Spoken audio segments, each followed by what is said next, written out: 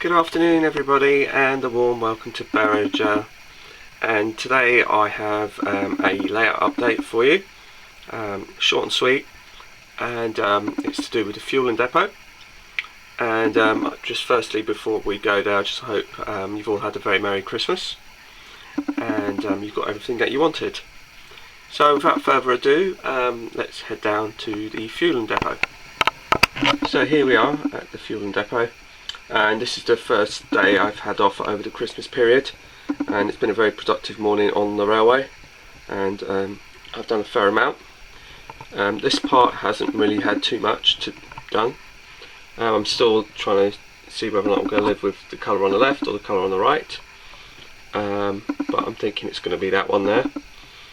But what you can probably see is that there's been a slight change in the background, and that is because, if I just sort of take you down sort of eye level kind of thing, you'll see that I've created another slightly disused portion of railway along here.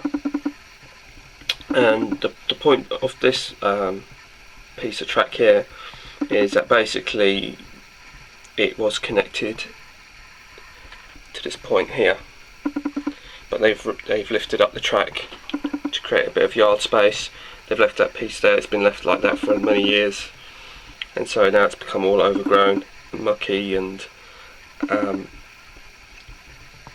all the rest of it.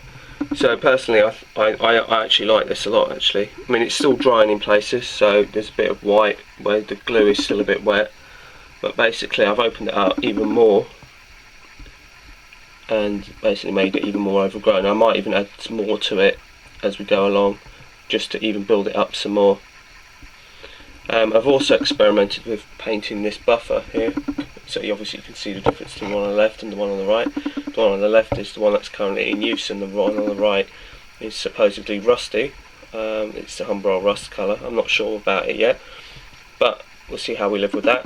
I might tone it down even more and sort of stain it a bit more or something like that. I'll just get right in and close in person so you can see, and see what we can do about that. I mean, I quite like it. I just want to see whether or not I can live with it, as is with most things. But if I just put you down like that, you can sort of see how it comes. I think it's worked out quite nice, and it's married up really well. I wanted to have a quick word on the fencing that I bought here. I liked it very much, and it did a job here, but it turns out to be very expensive. So I was trying to work out another way of doing it, which would be a lot more cost effective and will actually look a lot more natural. And so I decided to go with this sort of hedging along the back here, and it is extremely cost effective, and I will show you what it's all about.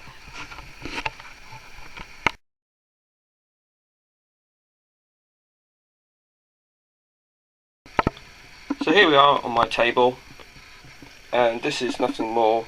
I'm sure a lot of you know this already, but for those of you who don't, it's a nice little tip.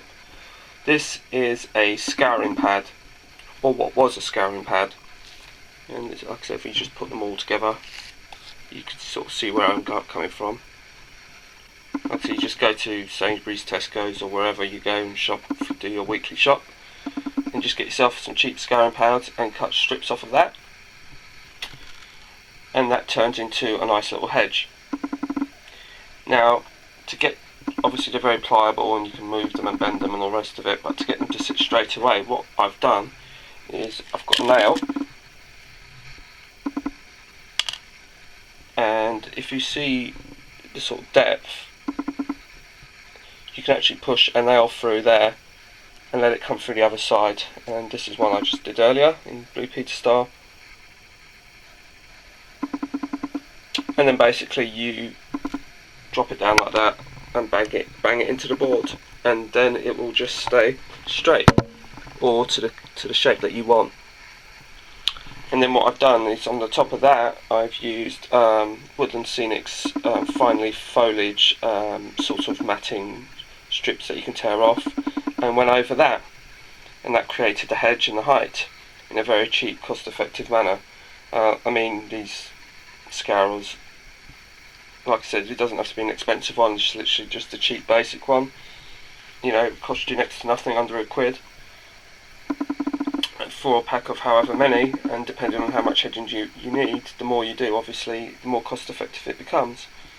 So that's a quick little tip from the Queen of Lean, and I hope you've enjoyed the update, and I will speak to you soon. So bye for now.